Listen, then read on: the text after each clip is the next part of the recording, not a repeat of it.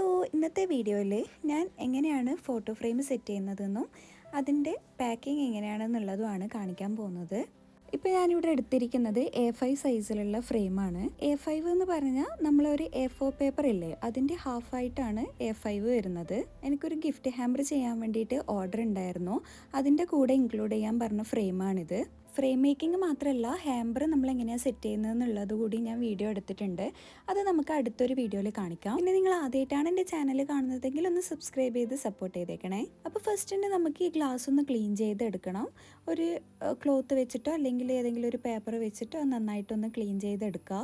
പിന്നെ ഈ ഫ്രെയിമിൻ്റെ ഉള്ളിൽ വെക്കാൻ വേണ്ടിയിട്ടുള്ള ഷീറ്റ് ഞാൻ പ്രിൻ്റ് എടുത്തതാണ്. നമുക്ക് ക്യാൻവ ആപ്പിൽ A5 ഫോട്ടോ ഫ്രെയിം എന്ന് പറഞ്ഞ് സെർച്ച് ചെയ്ത് കൊടുത്താൽ ഡിഫറെൻറ്റ് ടെംപ്ലേറ്റ്സിൽ നമുക്ക് ഫോട്ടോ ഫ്രെയിം സെറ്റ് ചെയ്യാനുള്ള മോഡൽസ് കാണാം.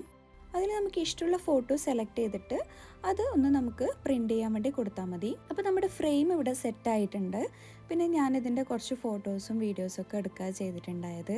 ഇനി നമുക്ക് ഇതൊന്ന് പാക്ക് ചെയ്തെടുക്കാം. പാക്ക് ചെയ്യുമ്പോൾ വളരെ ശ്രദ്ധിച്ച് പാക്ക് ചെയ്യേണ്ടതാണ്, കാരണം ഇത് ഗ്ലാസ് ആയതുകൊണ്ട് തന്നെ പൊട്ടിപ്പോവാനുള്ള എല്ലാ ചാൻസും ഉണ്ട്. പിന്നെ ഇതെനിക്ക് ഓർഡർ വന്നിരിക്കുന്നത് തൃശ്ശൂരിൽ നിന്നാണ്. എനിക്ക് തൃശ്ശൂരേക്കാണ് കൊറിയർ ചെയ്യേണ്ടത്. അതുകൊണ്ട് തന്നെ അത്യാവശ്യം നല്ല സേഫ് ആയിട്ട് തന്നെ പാക്ക് ചെയ്യേണ്ടതുണ്ട്. മാക്സിമം തെർമോക്കോൾ യൂസ് ചെയ്യുന്നത് തന്നെയാണ് നല്ലത്, എന്നാലേ നമുക്ക് സേഫായിട്ട് അവിടെ എത്തുള്ളൂ. അപ്പോൾ ഇത് പാക്ക് ചെയ്യുന്ന ടൈമിൽ എല്ലാ സൈഡിലും തെർമോക്കോൾ വെച്ചിട്ട് പാക്ക് ചെയ്ത് കൊടുക്കുക.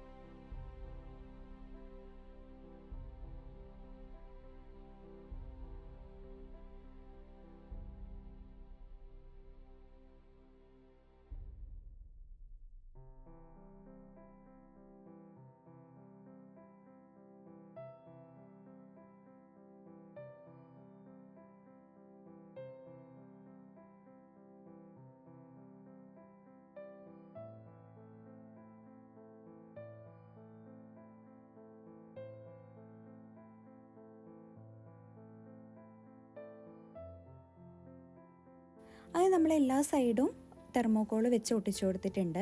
ഇനി നമുക്ക് ഇതിൻ്റെ മുകളിലേക്ക് ഒരു കവർ കൂടി ചെയ്ത് കൊടുക്കാം.